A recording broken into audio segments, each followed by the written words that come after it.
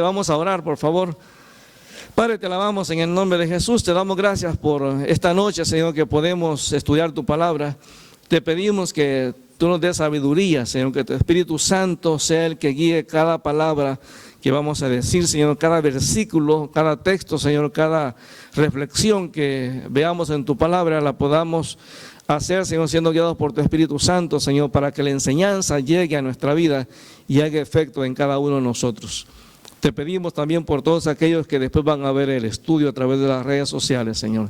Te damos gracias, Señor, y te pedimos que aún a la distancia tú toques el corazón de cada persona. En el nombre de Jesús, amén. Romanos capítulo 13. Romanos capítulo 13. Ya estuvimos viendo el versículo 8 al versículo 10, donde hablábamos del amor y vimos varias cosas ahí importantes. Al final del versículo 10 dice que el amor no hace mal al prójimo, sigue el cumplimiento de la ley. Usted quiere cumplir todos los mandamientos, bueno, ese es el mandamiento, el amor. Y el amor, claro, tiene que ver con la obediencia también, porque Jesús dijo, si me amáis, guardad mis mandamientos. Entonces tiene que ver con la obediencia. Pero ahora entramos al versículo 11, versículo 11 al versículo 14. Y aquí es interesante porque lo que estábamos hablando de los misioneros, las crisis que hay en el mundo ahora, cómo la iglesia muchas veces ha caído en esa imitación de las cosas que hay en el mundo. Es impresionante, pero ahora usted ve cantantes seculares y se presentan como cristianos, porque muchas veces el cristianismo se ha vuelto una moda, se ha vuelto un estilo de una cuestión cultural. O sea, hay países que son cristianos, entonces se supone que toda la gente que vive en esos países son cristianos, aunque realmente nunca han tenido un encuentro personal con Jesús. Por eso en inglés, y yo lo he mencionado algunas veces, ellos hacen la diferencia que una persona cristiana es un born again, un nacido de nuevo, un nouveau-né le llaman, nouveau-né le llaman en francés. Entonces una persona que ha nacido de nuevo, no es un cristiano, no, es un nacido de nuevo. Recuérdese que el cristiano fue el nombre que le dieron a los discípulos. O sea, Jesús nunca los llamó cristianos, los llamó discípulos. Y un discípulo, de hecho, eso es lo que Jesús nos mandó en Mateo capítulo 28, cuando dijo, id por todo el mundo y hagan discípulos. Nunca dijo hagan cristianos. Entonces fue discípulo, es una persona que está comprometida con la enseñanza de su maestro y la sigue, vive de acuerdo a esa enseñanza. Entonces, ¿por qué digo esto? Porque ahí en el versículo 11 dice algunas cosas importantes. Yo quiero que seamos pacientes con esto, porque estos pasajes no son tan fáciles como parecen. Son pasajes que nos van a mover el fundamento, porque hay cosas que nosotros creemos que puede ser que este pasaje nos confronte y nos haga reflexionar, porque vean lo que dice solamente el versículo 11. Dice, y esto, conociendo el tiempo que es ya hora de levantarnos del sueño, porque ahora está más cerca de nosotros nuestra salvación que cuando creímos. Ok, este pasaje dice que cada día que pasa nuestra salvación se acerca. Entonces, ¿cuál es la pregunta típica que tendríamos que hacer cuando leemos este pasaje? ¿Somos salvos o no somos salvos? Porque este pasaje dice que cada día que pasa se acerca más nuestra salvación. Entonces hay que entender que en la Biblia enseña, por decirlo así, voy a tratar de poner de una manera sencilla, hay lo que se llama el pasado, el presente y el futuro en nuestra salvación. ¿A qué me refiero con esto? Me refiero a que cuando dice acá en la palabra clave en este versículo, la palabra tiempo. Entonces la palabra tiempo existe, lógico, el tiempo pasado, el tiempo presente y el tiempo futuro. Y la Biblia siempre habla de la salvación en esos tres sentidos. Es decir, nosotros somos salvos, pero en el futuro seremos salvos también. Entonces, ¿qué significa eso? Bueno, es importante entender que hay dos cosas por lo menos que enseña este versículo, el versículo 11, dice que ya es tiempo de levantarnos del sueño. Es decir, que para Pablo está hablándole a una iglesia que aunque tenía muy buena doctrina, es una iglesia con cristianos dormidos. Y lastimosamente eso es lo que pasa en este tiempo. Entonces Pablo quiere que recordemos varias cosas y tú se vas a dar cuenta que este tema de levantarnos del sueño como cristianos, o sea, el tiempo para el cristiano para dormir es después de la muerte. El cristiano no muere sino que duerme, pero mientras está vivo el cristiano no puede estar dormido, tiene que estar listo, despierto, viendo lo que está pasando. ¿Por qué? Porque dice ahí la palabra, dice que ya es tiempo de levantarnos del sueño, y luego la segunda cosa que enseña este versículo es que nuestra salvación está más cerca hoy de lo que estaba el día que creímos. Ahora, el llamado aquí a despertarnos nos llama a reflexionar cómo es una persona que está dormida. A ver, ¿cómo es una persona que está dormida? ¿Qué características tiene una persona que está dormida? O sea, está inconsciente, o sea, ¿qué significa eso? Que la persona no sabe qué es lo que está pasando a su alrededor. Yo les he contado que yo estuve en un incendio hace muchos años, pues tenía creo que hace tiempo como 24 años que no yo en ese tiempo. Y hubo un incendio en el edificio, bueno, no un incendio, sino que vivíamos como, creo que 4 personas en el apartamento, allá en la calle Boulevard Rosemont, y uno de los muchachos llegó cansado después de su trabajo, ya algunos estábamos dormidos, los 3 estábamos dormidos, había uno que llegó tarde, y tenía hambre. Entonces lo que hizo fue poner a cocer unos huevos, los puso a cocer y se sentó en el sillón y se durmió. Entonces cuando él se despertó, el apartamento estaba lleno de humo porque se estaban quemando los huevos. Entonces llegaron los bomberos, el escándalo, ¿sabes? Cuando los bomberos llegan, rompieron la puerta porque estaba eso inundado. Ya el muchacho se despertó cuando ya sintió el humo, se estaba ahogando. Llegaron los bomberos, hicieron un ruido, apagaron la cuestión sacaron el humo y todo eso y se fueron. Pero en todo eso que pasó, en todo ese ruido, yo nunca me desperté. O sea, yo me desperté cuando ya los bomberos se iban. O sea, el sueño era tan profundo que yo no me di cuenta lo que estaba pasando. Entonces Pablo cuando dice que tenemos que despertarnos, es porque hay cristianos que viven la vida diaria como si nada estuviera pasando en el mundo. O sea, viven su vida como si fuera el caballo. Nada más para adelante y no ve absolutamente nada que está pasando. Entonces el cristiano no da cuenta que nosotros no estamos aquí para estar de vacaciones, tenemos responsabilidades. ¿Qué otra cualidad tiene una persona que está dormida, aparte de no darse cuenta de lo que está pasando a su alrededor? Como dice lo que sigue, Ajá. mala conducta, vivir en la oscuridad. Ok, pero ponte en la visión una persona, imagínense que ahorita el hermano Carlos ahí se duerme. Ok, y tú lo dices, ok, observemos al hermano Carlos, ok.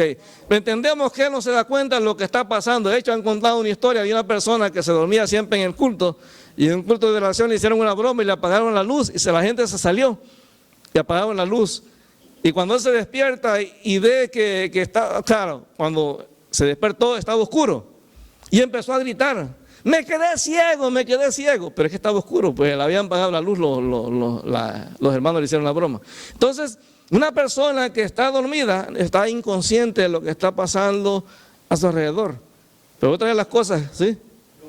Ajá, sí, una real. ¿Ah? Ayer tembló. Ok. ¿Tembló dónde? En California, ok. Un terremoto. Entonces hay un hotel ahí en Los Ángeles que se sacudió. Ok. Bueno, el caso es que las mujeres que hacen el aseo salieron una llorando que digo yo ya creí que ya me había muerto, pero no era tanto de lo que Claro, y no quería, y yo estaba que me iba a morir y me iba a condenar. claro. Entonces, Claro. y que esta mujer era cristiana, pero Ok. yo como que andaba aquí en otro, y Ok. morí y ya voy a cristiano. Ok, entonces veamos a una persona normal que está dormida. Una de las cosas que usted sabe es que la persona está inconsciente de lo que pasa a su alrededor. Es decir, la persona, usted le puede dar un golpe, la persona no se puede defender, porque está inconsciente de lo que está pasando. Sí, si usted está dormido en su casa y mete un ladrón, usted no reacciona. O sea, otra de las cosas que vemos en una persona que está dormida es que no va a ningún lugar. Un dormido no se mueve, no va a ningún lado, Bueno, hay gente que a lo mejor puede caminar dormido, pero la cuestión es que igual la persona está indefensa, aunque camine, está indefensa. Es más, una persona dormida no produce. O sea, el sueño es algo beneficioso para nuestro cuerpo. Pero una persona dormida no produce. La Biblia dice, despiértate perezoso, dice algo así, ¿no? Mira la hormiga que siempre trabaja. Entonces, una persona dormida es una persona que no produce. Entonces, imagínense un cristiano que espiritualmente está dormido, es una persona que no se da cuenta de lo que está pasando a su alrededor, es una persona que no produce, o sea, nunca va a dar fruto espiritual, es una persona que nunca va a servir para los propósitos que Dios lo ha puesto en este mundo. Entonces, por eso Pablo, en el versículo 11 dice, y esto conociendo el tiempo, que es ya la hora de levantarnos del sueño. O sea, Pablo dice, oye, no puedes estar durmiendo. Ahora, Pablo está escribiendo esto hace casi más o menos 2000 años. O sea, Pablo ya veía a la iglesia ya en un estado adormecida. Ya la iglesia estaba perdiendo la fuerza. Ya la iglesia estaba perdiendo la motivación de ir y compartir el evangelio. Hermano, en este tiempo nuestras iglesias están dormidas. O sea, nosotros nos conformamos con engordar. Nuestras iglesias son así, engordan. Las iglesias vienen gente de otras iglesias, pero no es que estamos creciendo. Es decir, estamos dormidas. Usted no ve afuera a la gente evangelizando, porque nuestras iglesias están simplemente durmiendo. Ahora, Yo lo digo, hermano, cuando habló de las 10 vírgenes, y dijo que eran prudentes y las otras no, pero al final las 10 están dormidas. sí, y es que es interesante porque en ese pasaje de las 10 vírgenes, una de las cosas importantes es, y a lo mejor lo vamos a ver en un momento, porque dejamos como en stand-by la serie del reino. Porque cuando uno habla de las vírgenes, es interesante que en las 10 vírgenes habían 5 que tenían aceite y 5 que no. Pero todas estaban esperando, todas estaban dormidas en un momento, todas se despertaron al mismo tiempo, pero el problema es que habían 5 que sí tenían aceite y 5 no. Las que no tenían aceite no pudieron entrar. Entonces nos muestra que también muchas veces en nuestras iglesias hay gente que no es salva, hermano. Gente que está ahí porque son simpatizantes, porque les gusta, les atrae el evangelio, pero no son personas comprometidas, entonces nunca han nacido de nuevo. Pero aquí Pablo está hablando de la iglesia en general, una iglesia que está dormida, una iglesia que no se da cuenta que el mundo se está yendo al infierno, pero sigue dormida. Entonces Pablo dice, ya es tiempo de despertar, no podemos seguir durmiendo como hemos estado durmiendo todo este tiempo. Dice, ya conociendo, dice el tiempo, o sea, dándonos cuenta que ya es tiempo de levantarnos del sueño. O sea, no podemos seguir en la misma actitud. Ahora, cuando hablamos de la salvación, es interesante que Dios en un momento determinado nos despertó. ¿Por qué? Porque cuando una persona está sin Cristo, es una persona que está muerta en delitos y pecados. Un muerto casi es como una persona que está dormida, simplemente que él tiene vida, este no. Entonces la palabra de Dios quiere que entendamos primero que nuestra salvación, por lo que dice el versículo más adelante, cuando dice en el versículo 11, porque ahora está más cerca de nosotros nuestra salvación cuando creímos. Es decir, nosotros somos salvos en el momento que creemos en Cristo. Pero usted y yo todavía no disfrutamos de una manera plena la salvación, porque la salvación no tiene que ver solamente con el aspecto físico o el aspecto espiritual, incluye todo, la vida de la persona. Entonces quiero que hagamos algunos pasajes. Mira por favor, ahí en Gálatas, algunos pasajes. Gálatas capítulo 4, versículo 8. Gálatas capítulo 4, versículo 8. Aquí el apóstol Pablo en el libro de Gálatas nos empieza a hablar de la experiencia de despertar a una nueva vida cuando conocimos a Cristo como nuestro Señor y Salvador. Gálatas capítulo 4. Y mire cómo Pablo es importante, porque siempre la palabra clave en todo lo que Pablo dice es la palabra tiempo. La palabra que Pablo repite en todos estos pasajes, todos estos versículos. Gálatas capítulo 4, versículos 8 al versículo 9. Dice, ciertamente en otro tiempo, o sea, antes, no conociendo a Dios, servían a los que por naturaleza no son dioses. Mas ahora, o sea, en el presente, conociendo a Dios, o más bien siendo conocidos por Dios, ¿cómo es que se vuelven de nuevo a los débiles y pobres rudimentos a los cuales se quieren volver a esclavizar? Guardan los días, los meses, los tiempos y los años. Me temo de ustedes que hayan trabajado en vano. Es decir, hermano, el momento que una persona llega a poner su fe en Jesús, en ese momento la persona despierta. O sea, de tener muerte espiritual, ahora tiene vida espiritual. Es decir, hace un despertamiento. En Efesios capítulo 2, Pablo menciona el mismo principio, para que usted se dé cuenta que Pablo menciona esa idea de despertar cuando una persona llega a Cristo como Señor Salvador. Este es un evento pasado para nosotros ya. O sea, antes conocimos a Cristo, antes vivíamos en pecado y después conocimos a Cristo en el pasado y por eso tenemos salvación y vida eterna. Efesios capítulo 2, versículo 1 al versículo 3. Dice, y Él les dio vida a ustedes cuando estaban muertos, o sea, una persona que no se mueve, una persona que está inconsciente de lo que pasa en su alrededor, una persona que no produce absolutamente nada, pero en este caso estaban muertos en sus delitos y pecados, en los cuales anduvieron en otro tiempo, o sea, cuando no conocían a Cristo, siguiendo la corriente de este mundo, conforme al príncipe de la potestad del aire, el espíritu que ahora opera en los hijos de desobediencia, entre los cuales también todos nosotros vivimos en otro tiempo, en los deseos de nuestra carne, haciendo la voluntad de la carne y de los pensamientos, y éramos por naturaleza hijos de ira, lo mismo los demás. Pablo está hablando aquí de lo que éramos antes de conocer a Cristo y cómo en un momento en el pasado Cristo llegó a nuestra vida, nos transformó y nos dio salvación y vida eterna en ese momento. Entonces quedémonos lo que es el evento pasado. Ahora en Efesios capítulo 2, el versículo 11, ahí mismo en el mismo pasaje.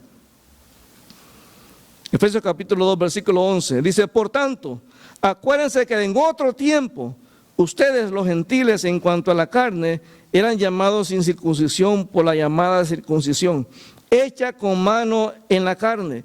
En aquel tiempo estaban sin Cristo, alejados de la ciudadanía de Israel y alejados de los pactos de la promesa, sin esperanza y sin Dios en el mundo. Pero ahora en Cristo Jesús, ustedes que en otro tiempo estaban lejos, han sido hechos cercanos por la sangre de Cristo. Es decir, antes yo estaba muerto en delito y pecado. Antes estaba, por decirlo, dormido. Pues, o sea, mi vida yo no estaba consciente de lo que estaba pasando a mi alrededor. Estaba muerto. Pero cuando llego a Cristo, en ese momento, la Biblia dice que yo tengo salvación y vida eterna. ¿Entendemos hasta ahí? La salvación se da, usted recibe la salvación en el momento que entrega su vida a Jesucristo como su Señor y Salvador. De hecho, en Efesios capítulo 1, vea lo que dice. Efesios 1, versículo 13. Efesios 1:13 nos dice que la salvación se recibe en el momento de cuando usted pone su fe en Jesucristo como su Señor y Salvador. Ahora vamos a llegar al pasaje de Romanos 13.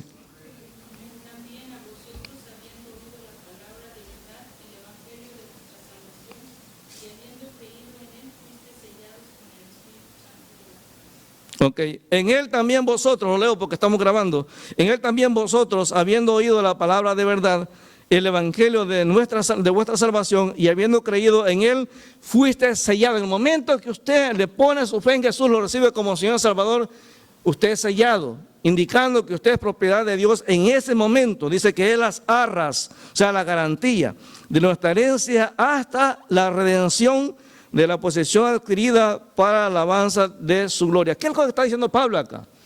Que en el momento que yo me convierto, yo recibo la garantía de que ya soy salvo. Pero yo no soy salvo completamente en ese momento. ¿Por qué? Porque la salvación yo sigo todavía en este mundo. O sea, yo no estoy disfrutando plenamente lo que es la salvación, porque la salvación no me salva y me deja en este mundo. O sea, la salvación se culmina en el momento que Cristo viene por la iglesia y nos lleva a vivir eternamente con Él. O sea, cuando habla de las arras, significa que Dios en el momento que, por ejemplo, Danilo pone su fe en Jesús, en ese momento Dios toma como un cheque, lo firma con la sangre de Jesús, dice, bueno, Danilo es salvo, y se lo da. El Espíritu Santo es la garantía de que Danilo ahora tiene salvación y vida eterna, pero él en ese momento no está disfrutando plenamente la salvación. ¿Por qué? Porque el cuerpo que tiene todavía es un cuerpo pecaminoso. Por eso más adelante Pablo nos habla de la resurrección, porque vamos a resucitar con un cuerpo glorificado. Ahí se va a consumar plenamente la salvación. Por eso Pablo en este pasaje, vea lo que dice en el versículo 14. Versículo 13, perdón. En él también ustedes, habiendo oído la palabra de verdad, el evangelio de vuestra salvación, y habiendo creído en él, fuiste sellado con el Espíritu Santo de la promesa. En ese momento que usted y yo ponemos nuestra fe en Jesús, somos salvos. Pero mira lo que dice el versículo 14, que es las arras de nuestra herencia hasta... Es decir, como una garantía, pues como un cheque, como algo que le dan mostrando de que ya la salvación es nuestra. Dice que es las arras de nuestra herencia hasta la redención de la posesión adquirida. Es como que Dios le da un cheque ya firmado por Dios, ya eso es suyo. Y usted lo tiene con usted, eso es suyo, ya la salvación es suya. Ahora, por eso cuando Cristo venga por la iglesia, Cristo viene solamente por los redimidos. Ojo, cuando hablamos de la iglesia no estamos hablando de la iglesia establecida o física, por decirlo así. Es decir, si Jesús viniera por el grupo que estamos acá, solamente nos vamos los que hemos creído en Cristo como nuestro Señor Salvador, no los miembros de la iglesia. No sé si me explico. Es decir, usted puede ser miembro de una iglesia y eso no lo hace salvo. Es decir, en la iglesia a nivel mundial, mucha gente va porque, bueno, le simpatiza, le gusta, o por cuestión cultural, pero no necesariamente porque han tenido un encuentro personal con Jesús. Por eso le digo que hay países que se llaman países cristianos. Y es una cuestión ya cultural, uno ve en la televisión, en las noticias, ve en los videos, gente que se presenta como cristianos, pero usted ve que lo que están haciendo va contrario a lo que la Biblia dice. Entonces no hay coherencia en ese tipo de situación. Cuando una persona ha tenido un encuentro con Cristo, su vida cambia, hermanos. Ahora, entendamos que la salvación se da en ese momento que creemos en Cristo como nuestro Señor y Salvador. Pero eso es un evento para nosotros, un evento pasado. ¿Cuál es el problema? Que muchos cristianos llegamos a Cristo, tenemos la salvación y casi en el primer momento que estamos en Cristo, estamos activos, queremos servir al Señor, queremos leer la Biblia, queremos aprender, pero hay un momento donde en el proceso nos dormimos. Espiritualmente estamos dormidos, somos salvos, pero estamos dormidos. Entonces quiero mostrarle, ustedes se cuenta que no es una cuestión no hay tema, hermano. A mí me sorprendió cómo tantas veces Pablo repite lo mismo a todas las iglesias, porque era un problema general, así como Corintio tenía problemas de ser una iglesia revoltosa con los dones espirituales, Roma con tanta doctrina, Efesios con tanta doctrina, tenían el mismo problema. ¿Cuál es el reclamo de Dios a las iglesias en Apocalipsis? Has dejado tu primer amor, tienes herejes dentro de la iglesia, tienes a Jezabel, o sea, eres un interesado en lo material. O sea, una iglesia para la cual Cristo no era el centro, no era el personaje más importante. O sea, una iglesia que estaba dormida. Ahora, Colosenses capítulo 4. Colosenses capítulo 4. Fíjese otra vez la palabra tiempo. La palabra tiempo, una de las cosas que demuestra que un cristiano está despierto en Cristo es su manera de hablar, es su testimonio, cómo la gente de afuera nos ve. Hay gente, hermano, que de afuera no quiere saber nada del evangelio, no porque el evangelio sea malo, sino porque la manera que tenemos como iglesia de vivir le choca a la gente. Dice, para ser como ese, mejor no soy.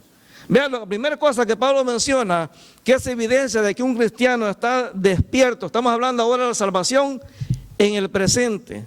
La evidencia visible de la salvación que yo tengo ahora. La salvación que recibí en el pasado y que tengo que demostrar, hermano, porque la salvación, usted me puede decir, yo soy salvo. Pero, hermano, los hechos son los que demuestran si soy o no soy salvo. Porque yo puedo decírselo. Porque una persona, por ejemplo, fíjese que interesante, creo que fue en el Reino Unido, después de creo que 20 años, descubrieron que una señora había estado por 20 años, creo que más tiempo, dando consulta como psicóloga. Y trató un montón de personas, trató de depresiones, de un montón de cosas. Y a los 20 años la descubren que ya no es psicóloga. Pero por 20 años tuvo su consultorio. O sea, ella no era, aparentaba algo que no era. Entonces, en la vida cristiana, como la salvación es un evento, el encuentro con Jesús para nosotros es un evento pasado, un evento histórico. Usted me dice, yo me convertí hace 5, 10, 15 años. Me convertí hace un mes, 2 meses. Es un evento ya pasado para nosotros. Entonces, muchas veces en la vida diaria eso no nos afecta. O sea, vivimos una vida religiosa, pero no en Cristo. Entonces, vea lo que dice Pablo ahí en Colosenses capítulo 4, en versículo 5. Vea lo que dice. Y siempre otra vez la palabra clave es la palabra tiempo, pero aquí el tiempo es presente, ya no pasado, sino presente. Dice, anden sabiamente para con los de afuera. Es decir, Pablo no está hablando de cuál es mi comportamiento en la iglesia. Pablo está hablando de cómo es mi comportamiento allá afuera, en mi trabajo, en mi escuela, en mi andar diario, la gente que no conoce a Cristo. Anden sabiamente para con los de afuera, redimiendo, ¿qué, hermano? El tiempo. Sea vuestra palabra siempre con gracia, sazonada con sal, para que sepan cómo deben responder a cada uno. Hermano, mi manera de hablar. Si yo digo que soy cristiano, yo digo, no, yo me convertí hace 20 años, soy cristiano hace 20 años, pero soy sucio en mi manera de hablar. Hermano, ya perdí puntos. Mi manera de hablar me está demostrando, le demuestra a la gente que mi cristianismo a lo mejor no es tan real como aparenta, hermano. Y puede ser que yo vaya a la iglesia, y puede ser que yo diga, de hecho hay gente, usted tiene que estar seguro, cuando usted conoció a Cristo como Señor Salvador, tal fecha. Pero cuando una persona me dice, bueno, es que yo soy cristiano desde chiquito, yo siempre he estado en la iglesia. No, hermano, eso no funciona. Tú tienes que haber tenido un encuentro personal con Jesús. Ahora, mi forma de hablar va a demostrar, hermano, realmente, hermano, porque yo no puedo seguir hablando como hablaba antes. Puede ser que se me sale en un momento una palabra inadecuada, pero cuando ya es el estándar de una forma de hablar, ya es el estilo de hablar, hay un problema. Porque significa que esa área, yo estoy dormido en esa área, pues. Yo estoy realmente fallándole a Dios, no estoy demostrando en mi forma de hablar que Cristo realmente vive en mi corazón, que yo he entregado mi vida a Cristo, que Él es Señor. Porque recuérdese, hablábamos la otra vez, que lastimosamente la culpa, y yo tomo responsabilidad también en eso, que muchos pastores por años, hablamos muchas veces del evangelio, del mensaje del evangelio, de una manera parcial. ¿Por qué? Porque hablamos de que le decimos a la gente, cree en Cristo como tu Salvador y serás salvo. Y es cierto, hermano, la Biblia lo dice en Juan 3:16, que todo aquel que cree en Cristo es salvo. Pero también la Biblia dice que si usted confesare con su boca que Jesús es el Señor, será salvo. Usted no puede decir que Jesús es su Salvador, el que pagó el precio por los pecados, pero que Jesús no manda en su vida. O sea, la salvación no podemos separar las dos cosas, hermano. Entonces, para Pablo es importante que entendamos que para Jesús siempre, una persona que es salva siempre debe vivir en compromiso con Dios. Dígame una sola vez donde Jesús se paró a decir a la gente, bueno, el que quiera creer en mí, venga. Véngase. Oh, hermano.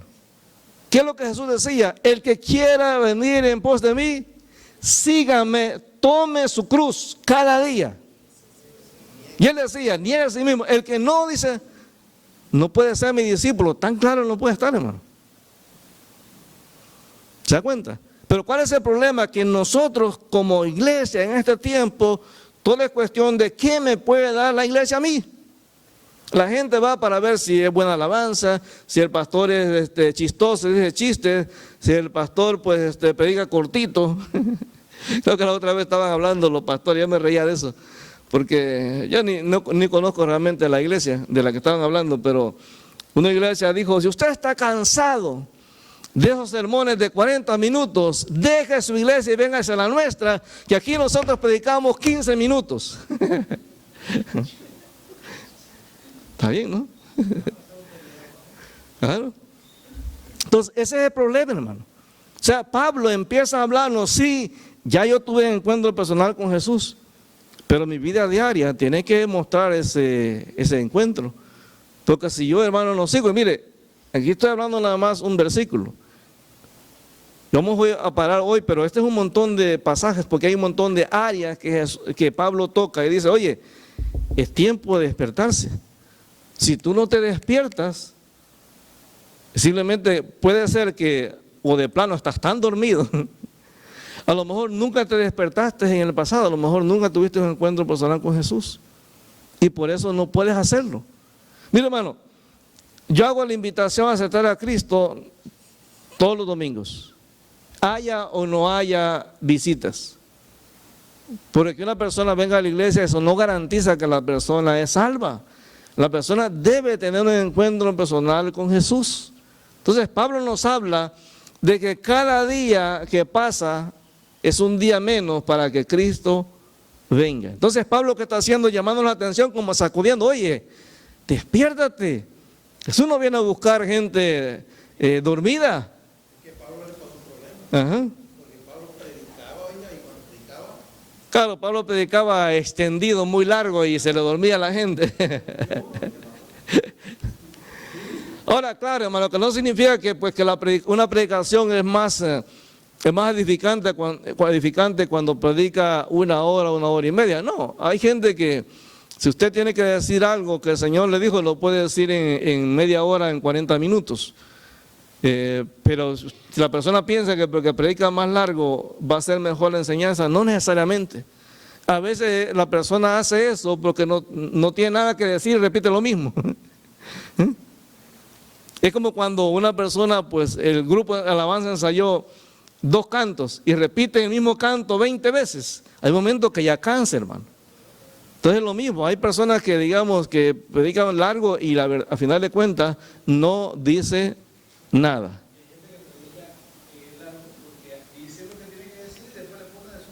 Claro, también sí. Sí, pues yo fui a predicar hace muchos años a una iglesia donde el pastor predicaba 2 horas.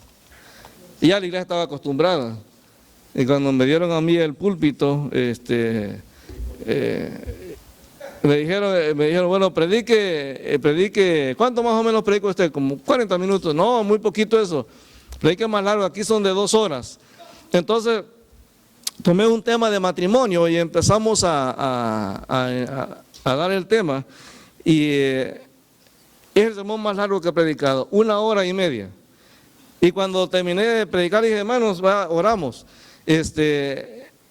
Fue impresionante, hermano. Después del culto, el montón de mujeres al frente, mis hermanos, ¿por qué paró? Hubiera seguido. Porque estamos hablando del matrimonio.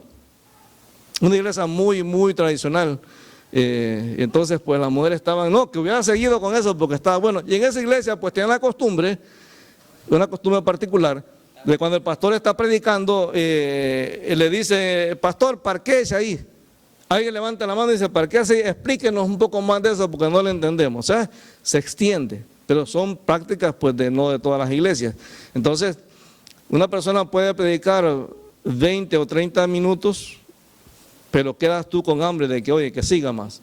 Pero a veces te puede dar 1 hora y tú ya sientes calores por todos lados porque ya estás aburrido de lo que está diciendo porque no le entiendes lo que está diciendo. Y puede ser que la persona piensa que entre más largo es más espiritual, y no necesariamente, hermano. El único que podía predicar largo y que la gente no se le dormía era Jesús. Pero Pablo, ¿verdad? Cuando empezó a predicar, dice que Eutico se durmió y mire, y Eutico estaba en la ventana sentado. Se cayó del 2.º piso y se mató. Pablo paró el sermón, dice, bajó, oró por él, resucitó y siguió hasta la madrugada, dice. Mire, o sea, no, tampoco, hermano, o sea, tampoco. Entonces, pero aquí lo que estamos hablando, digamos, es que Dios quiere que entendamos que mi vida cristiana yo no lo puedo pasar dormido espiritualmente. O sea, Dios espera que mi vida cristiana sea una vida, que yo esté consciente de lo que está pasando, hermano. La gente nos observa. La gente quiere, la gente espera que yo como cristiano, como un seguidor de Cristo, me comporte diferente a cómo se comportan ellos. O sea, ellos pueden hablar malas palabras, pero cuando a mí se me sale una, oye, tú eres cristiano, tú no puedes hablar así. Ahora, Cristo no espera que lo hagamos porque la gente nos va a decir algo, sino que tenemos que hacerlo porque Cristo espera que ese sea nuestro estilo de hablar. Y la Biblia dice que de toda palabra ociosa daremos cuenta. Vamos a orar y luego hay tiempo para las preguntas. Padre, te alabamos en el nombre de Jesús. Te damos gracias, Señor, por esta noche. Te pedimos que cada noche que nos reunamos, Señor, aprendamos de tu palabra. Te pedimos en el nombre de Jesús que, Señor, tú despiertes ese interés de estudiar tu palabra, Señor, y que no solamente la estudiemos, sino que también la pongamos por práctica, Señor. Te damos gracias por todo y te bendecimos, Señor, y te pedimos que al terminar toda la reunión nos lleves con tu paz y tu bendición a nuestros hogares, Señor. En el nombre de Jesús. Amén.